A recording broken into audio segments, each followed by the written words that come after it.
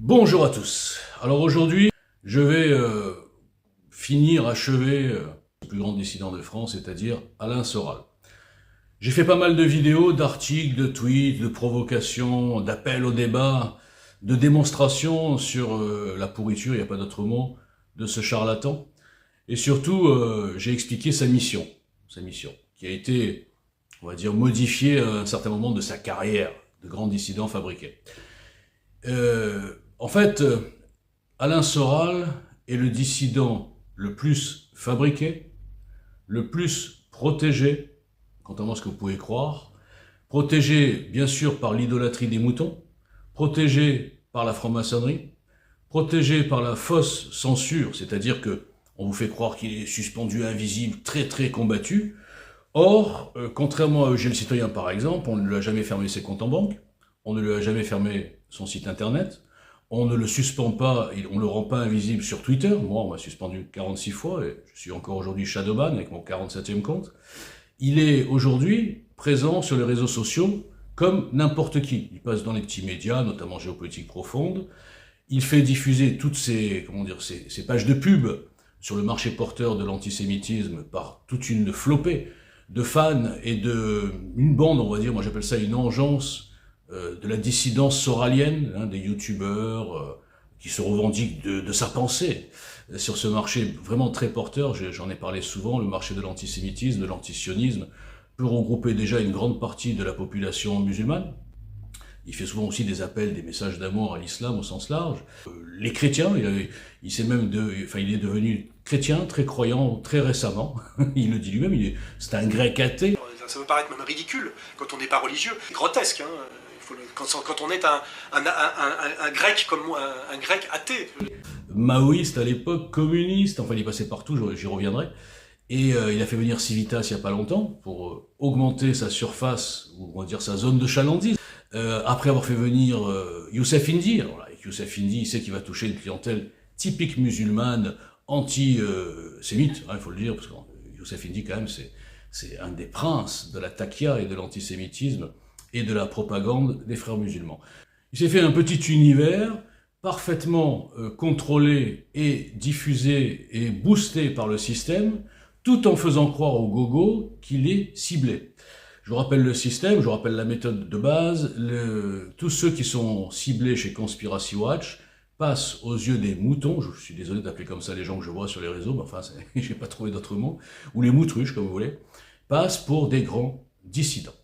Et il ne se pose jamais la question pourquoi ces grands dissidents, très méchants et très tout ce qu'on veut, eh bien, sont moins censurés, boycottés, invisibilisés qu'un simple inconnu qui a eu l'outrecuidance, lui, de lancer un mouvement politique. Donc ça fait peur au système, plus que des lanceurs d'alerte ou des camelots vendeurs de bitcoin, d'ananas assurance ou de je sais pas quoi. Et il se pose pas la question. Ça fait 6 ans que je la pose, personne ne m'écoute, personne ne m'entend, personne ne me répond, personne ne me diffuse. Parce que, je l'ai encore dit ce matin sur Twitter, c'est très dangereux de diffuser un type qui est détesté partout. Pourquoi il est détesté partout? Parce que je l'ai expliqué là aussi 100 fois dans le vide. Je dérange le système et la pièce de théâtre des politiques. Je dérange toutes les manipulations que j'ai mises à jour, notamment la connexion franc-maçon, frères musulmans, plan mondialiste, ça c'est un autre sujet, j'en parlerai dans une prochaine vidéo. Je dénonce bien entendu la fausse dissidence. Je dénonce les faux dissidents, les petits médias dissidents, qui sont une petite famille qui se coopte et se protège, mais ne proposent rien de politique, ils vendent des bouquins. Et ils ciblent bien sûr le coupable habituel, juif.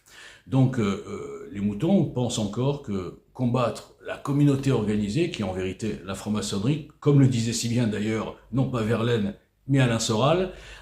Oui, le dîner du CRIF, c'est la preuve incontestable de la domination totale sur la République française d'une communauté organisée qu'on n'a pas le droit de nommer tant elle est puissante et tant elle a les moyens de châtier ceux qui ne font simplement que constater son pouvoir. La Constitution française n'admet pas de communauté et pas de lobby. Il ne faut pas l'oublier, même si ça a été bafoué de A à Z. Voilà. Il existe en réalité des nouveaux corps intermédiaires qui ne sont pas les corps intermédiaires de l'Ancien Régime, mais qui sont ce qu'on appelle les maçonneries. Voilà, la franc-maçonnerie bien sûr, mais les maçonneries au sens large, et qui ne peuvent être qu'occultes parce qu'elles sont en porte-à-faux par rapport aux valeurs républicaines officielles. Aujourd'hui, on a des gens qui ont les pleins pouvoirs en France, ça se voit et c'est explicite, et qui vous menacent de prison parce que vous dites simplement qu'ils ont les pleins pouvoirs en France. C'est pour ça que la franc-maçonnerie, en réalité, est toute puissante en République. C'est-à-dire que toutes les lois sont faites dans les temples et dans les loges. La République, en fait, est une émanation de la maçonnerie. Mais ce n'est jamais dit. C'est-à-dire que sous l'Ancien Régime, l'Église était à côté du roi officiellement.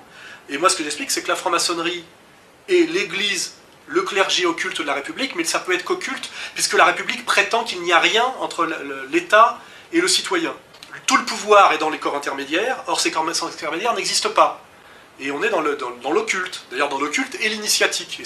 L'intégralité de l'appareil d'État et des corps constitués français venir se prosterner aux pieds de représentants communautaires et qui dictent à la République française quels sont ses desiderata en fonction des intérêts non seulement de cette communauté, mais de son allégeance totale à un pays étranger qui est Israël. Et j'irais même jusqu'au bout, si on a pu faire la liste antisioniste qui a coûté 3 millions d'euros, c'est parce qu'on a eu l'argent des Iraniens, il faut le dire, il faut être honnête, si on l'avait pas eu, on n'aurait pas pu le faire, on n'a pas 3 millions d'euros. L'Israël que soutient notre ami Mélenchon,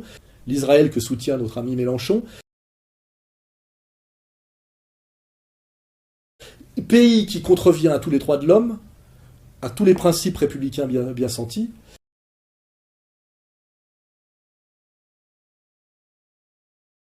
Et ce dîner de soumission de la République française à une communauté toute puissante, ce n'est pas un dîner républicain, c'est un dîner communautaire anti-républicain, puisque la République, je le rappelle, ne reconnaît aucune communauté et prétend bien et décrète dans sa constitution que rien ne doit exister et qu'elle ne reconnaît rien entre l'individu citoyen et l'État. La franc-maçonnerie règne seule et de façon toute puissante dans la République.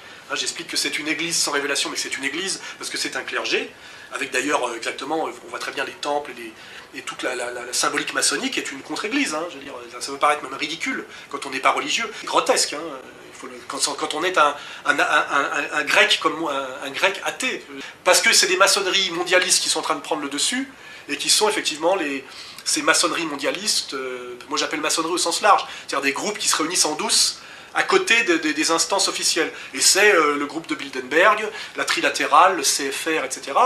Il faut voir que Sarkozy, qui est président de la République française, monte à la tribune et parle, parce qu'il vient systématiquement maintenant depuis qu'il est président comme invité d'honneur, et fait un discours où il appelle le président du CRIF président, c'est-à-dire que c'est son supérieur hiérarchique. Il ne peut pas pouvoir faire 100% de ce qu'exige la communauté organisée en termes de soumission et d'allégeance à Israël et à la communauté en France. C'est-à-dire qu'on habitue les gens à cette soumission. C'est-à-dire qu'on les habitue effectivement à admettre, puisque maintenant ce dîner du CRIF, où le chef de l'État vient comme invité d'honneur systématiquement, devient un rituel qui passe sur Public Sénat, c'est-à-dire à la télévision, arrivera à la phase que ce dîner soit diffusé en prime time sur le service public sur France 2, et que ce soit la grand-messe annuelle qui établit bien la hiérarchie et la hiérarchie de soumission admise par le peuple français. J'attends toujours d'ailleurs qu'on me porte la contradiction sur ce terrain-là. Je fais une petite vidéo chez moi en attendant d'entendre la police frapper à ma porte pour m'emmener en prison. On sait que ces lois s'étendent, on l'a vu la dernière fois avec la loi soi-disant sur le génocide arménien, dont on pourra parler. Voilà, donc je fais comme je peux de la résistance. Et j'irais même jusqu'au bout, si on a pu faire la liste antisioniste qui a coûté 3 millions d'euros, c'est parce qu'on a eu l'argent des Iraniens. La police politique au service de cette domination va venir m'arrêter. En plus d'oser faire ses critiques, je ne suis qu'un goy.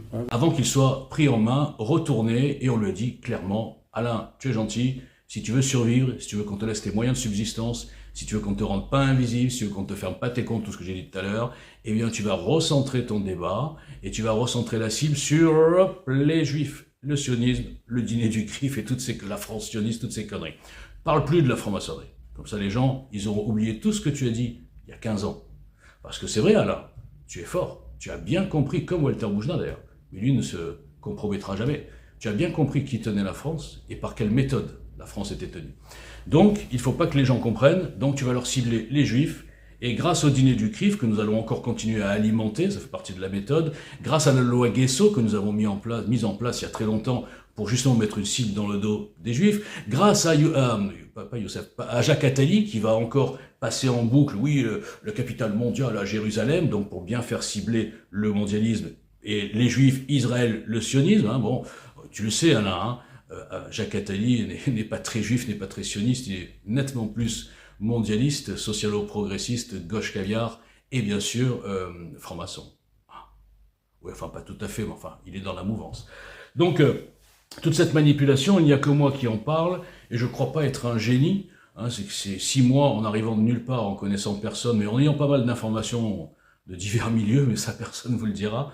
Je suis arrivé à en tirer la conclusion, et je peux le prouver, de tout ce que je viens de dire, est une des manipulations du système. Donc, 6 mois, j'ai compris. Vous vous doutez bien que beaucoup de journalistes savent, beaucoup d'influenceurs savent, beaucoup d'écrivains qui profitent du système, ou des écrivains un peu genre borderline, savent. Mais ces gens-là ne veulent rien toucher parce qu'ils profitent du système pour gagner leur vie. Ce que moi, je ne fais pas et ça n'a jamais été mon objectif.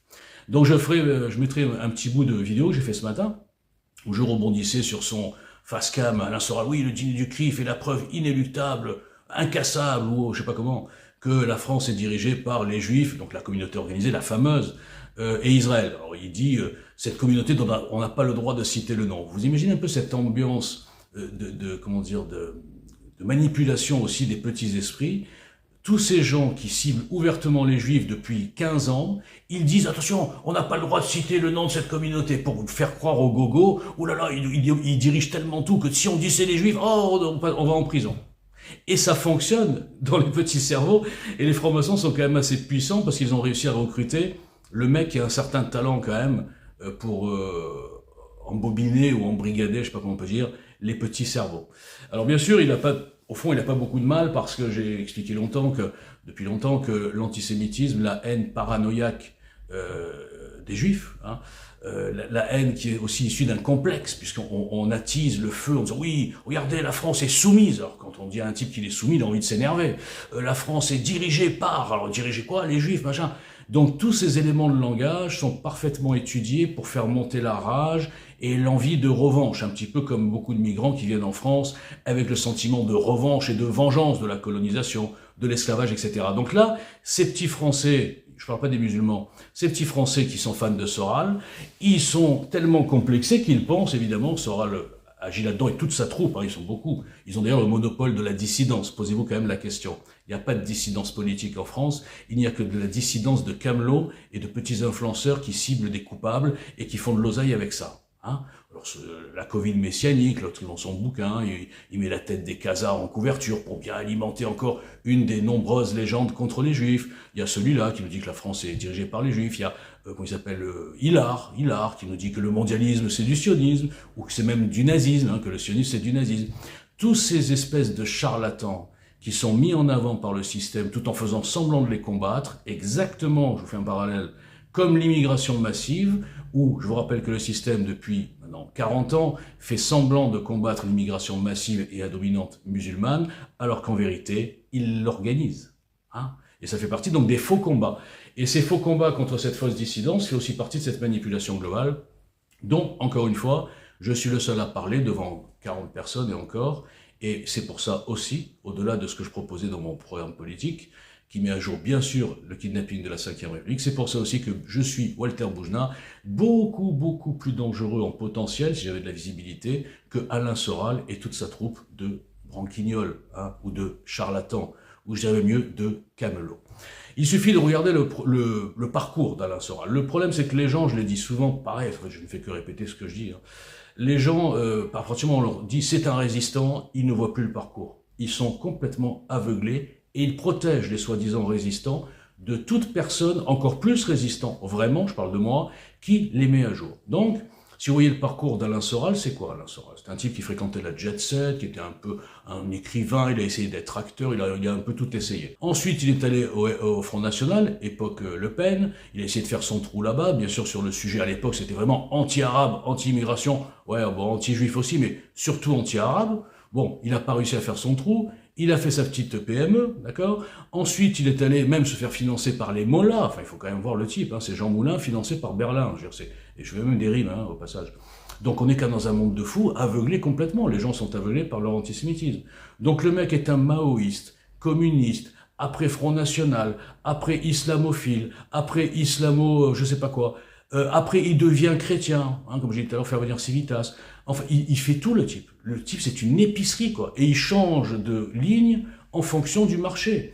Et le grand virage, hein, je vais reprendre le titre du bouquin de Boutry, je fais une petite parenthèse, ma vidéo précédente, avec l'exemple de Richard Boutry, expliquer en détail, encore une fois, devant 40 vues, pourquoi le système ciblait les gens qui faisaient de la politique. J'expliquais la différence de traitement entre Richard Boutry, tant qu'il est, ouais, bon, lanceur d'alerte, les vaccins, ok, d'accord, il est soi-disant très combattu, enfin, il passe quand même chez TPMP et tout ça, et d'un coup, Richard Boutry, homme politique, qui dit, voilà les gars, je vais lancer un programme. D'un coup, la censure le prend en cible, comme on m'a pris moi depuis le premier jour, et le rend quasiment invisible. Allez voir le nombre de vues qu'il a sur TikTok, voilà. Une démonstration encore avec quelqu'un d'autre, oui, je fais pas que des démonstrations avec mon cas, je suis pas égocentrique, j'ai pris la balle au bon, et je l'avais prévenu, j'ai dit, maintenant que tu vas faire de la politique, tu vas peut-être comprendre ce que c'est que la vraie censure, parce que là, pour l'instant, ils comprenaient pas. Ils pleurent tous, mais ils sont pas censurés. C'est ça qui me fait rigoler, et même ça, vous ne le voyez pas.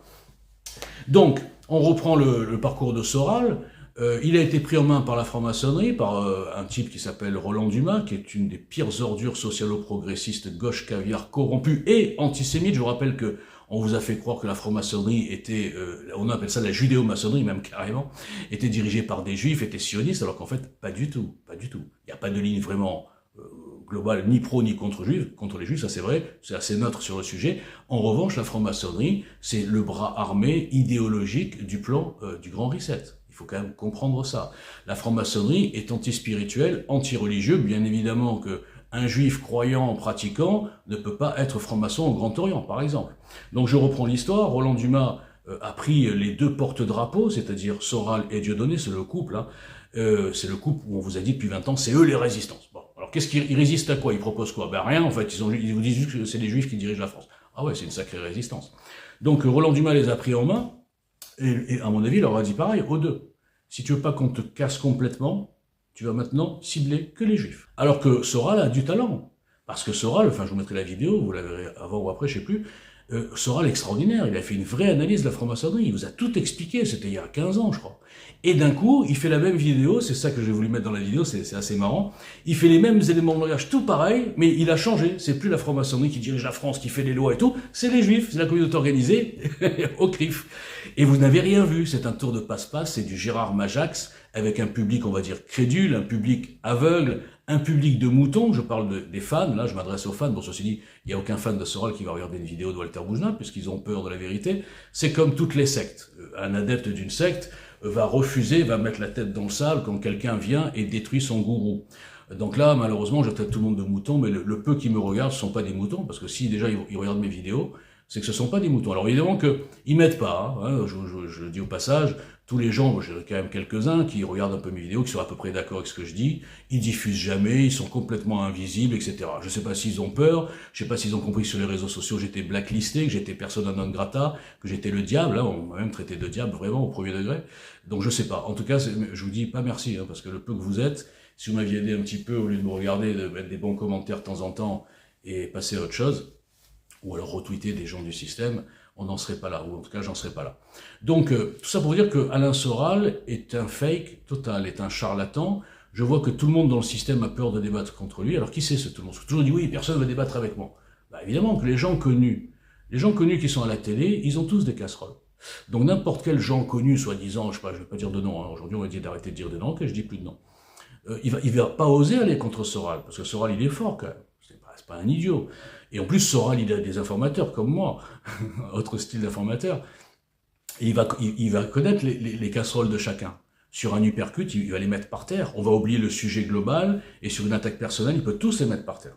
Le seul que personne ne peut mettre par terre, c'est moi. Parce que je n'ai pas de casserole, je n'ai pas de passé, je n'ai pas d'accointance, je n'ai pas de compromission, j'ai rien derrière moi. J'arrive avec les arguments. M'attaquer sur ma personne, vous allez tomber à plat, comme tous ceux qui ont essayé depuis 5 ans. Sur les arguments, je suis incassable, et le petit Soral, je pense que je pourrais le mettre KO en 10 minutes. Mais qui a envie de voir ce combat? Qui a envie de voir son idole se faire démonter? Les fans n'ont pas envie, donc ils feront pas la pression. Et les gens qui n'aiment pas Soral me prennent moi pour un fou, donc ils diffuseront pas mes interpellations, mes vidéos, où je l'humilie depuis des années. Donc c'est un peu un cercle vicieux. C'est pour ça que je vous ai dit, je vais prendre un long moment de repos, parce que parler dans le vide, prouver tout depuis des années et être considéré soi-disant comme un fou, je sais pas quoi, c'est fatigant à la fin. Bon. Donc voilà, tout ça pour dire, je mettrai plein de pièces jointes en dessous. Je ferai, voilà, c'est une vidéo à consacrer à Soral, même si j'ai parlé d'autres choses.